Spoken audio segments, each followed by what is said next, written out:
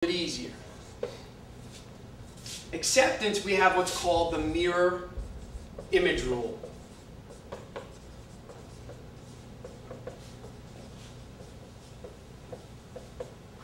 Which means the acceptance must be exactly the same as the offer.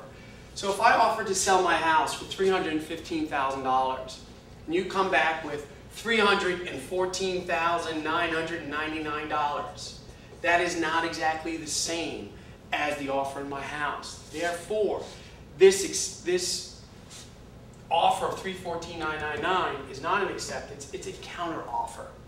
So keep that in mind, where the person who thinks they're accepting becomes the offeror, and the original offeror becomes the offeree. It's called a counter offer. We do not have a contract at this point. So that's the mirror image rule. In addition to that, we have what's called the mailbox rule. I don't want you to get too bogged down on it, but it basically says this. An offer is effective upon receipt. An acceptance is effective upon dispatch. Okay. Well, actually, let me take a step back. Let me put down revocation. I'll make it easier. A revocation of an offer is effective upon receipt. An acceptance is effective upon dispatch. And this is the reason. Picture this. You buy a real fancy car. And that's about the extent of my artistic abilities right there. So here's your fancy car. And it costs $150,000. And you bought it in an auction. But it's in California. You made an offer on this vehicle, $150,000. And the person accepts the offer. So let's say you made the offer on February 1st. The person accepts the offer on February 5th. But you mail out your revocation, which means you're in essence rejecting, taking back your own offer on February 3rd. This person accepts through mail on February 5th. You mail yours out on February 3rd, but it doesn't get there till February 6th. The fact of the matter is, this person wins. You actually have a contract because they accepted before you received the revocation. And why do we do that? Well, the reason is we're trying to fulfill a concept called promissory estoppel.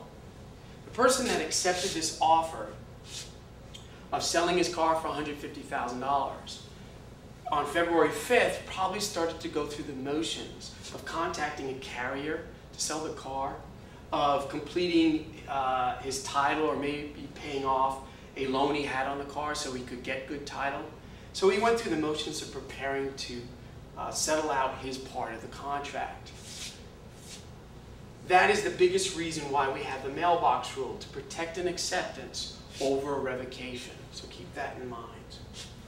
I want to take a step back for the commercial law class. When we have the mirror image rule, we said that it has to be perfectly the same as the offer.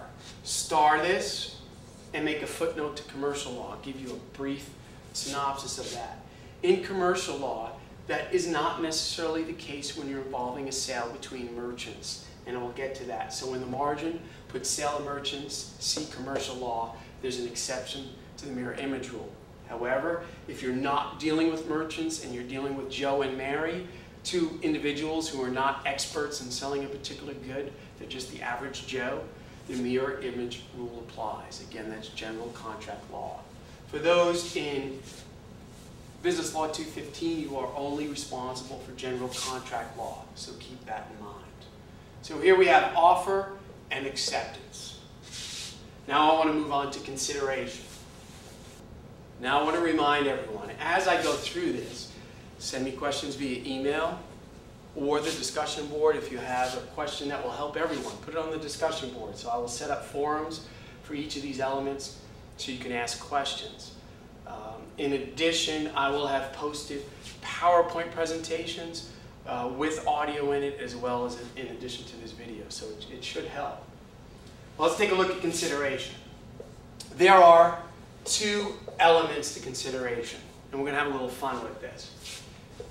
We have legally sufficient value and bargain for exchange. Legally sufficient value.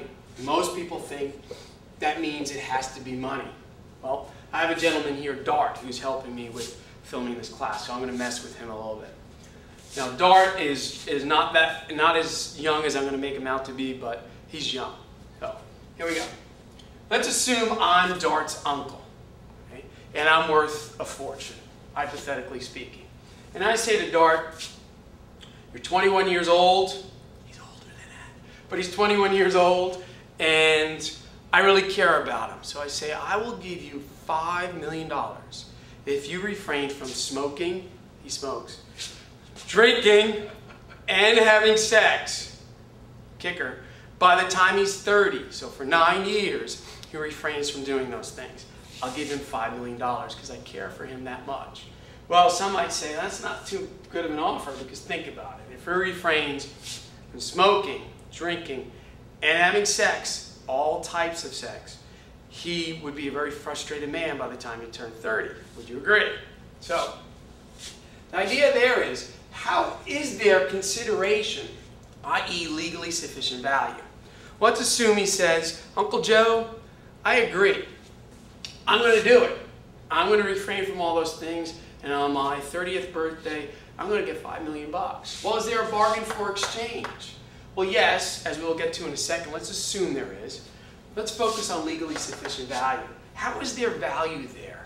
And we define value not just monetarily, but was there a promise to do something or to refrain from doing something? Okay?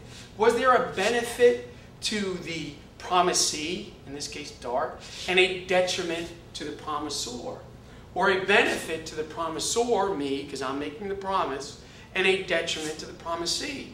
And clearly there is. One might argue, what's the benefit to me? Well, if he refrains from those things, because currently he smokes, I might just save his life. He might not get cancer. And if he doesn't have sex, he might not get a disease. He might not get aggravated by being with somebody. And if he doesn't drink, well, clearly, I'm also saving him from getting ill. I'm saving his liver. So there's a benefit to me. I'm looking out for his best interests. And there's clearly a detriment to him because he refrained from those things, or a benefit. So we have a mutuality of exchange there. We call that legally sufficient value. A promise to do something or to refrain from doing something. Does not necessarily have to always involve money. Let's look at a bargain for exchange. And I'm going to use an extreme example first. Here we have the U.S. And again, do not comment on my artistic abilities. So when you fill out the evaluations for the course, it's not my fault. I was not born with them. There's Texas. Okay? And here we are in Arizona. If any one of you have been in Arizona, if you've been in Tempe, which is like right here, and here's the Grand Canyon. Right? Well, in Tempe, it's like 110 degrees, and you go to the Grand Canyon, it's like 50. So here's the Grand Canyon, and you come up this way to Flagstaff to stay in a hotel. And the next day you go to the Grand Canyon and you go to the other side. And the other side is like a 2.5-hour trip. On the other side there's only one store. It's a mom and pop store. There's nowhere else for like 100 miles. And you're dying of thirst. And you want a soda. And you go in there and they sell Pepsi. But you have to pay $5 for a bottle of Pepsi. Because they know that they're the only store in town. But the reason they charge $5 is not just because they're the only store in town. Coca-Cola won't deliver there. And Pepsi knows that. So Pepsi, which charges normally 75 cents for a bottle of Pepsi, charges this place $2.25. Because their distribution center is all the way here in Northern California. They don't have anything closer. And they know that Coke won't deliver there. Reasonably,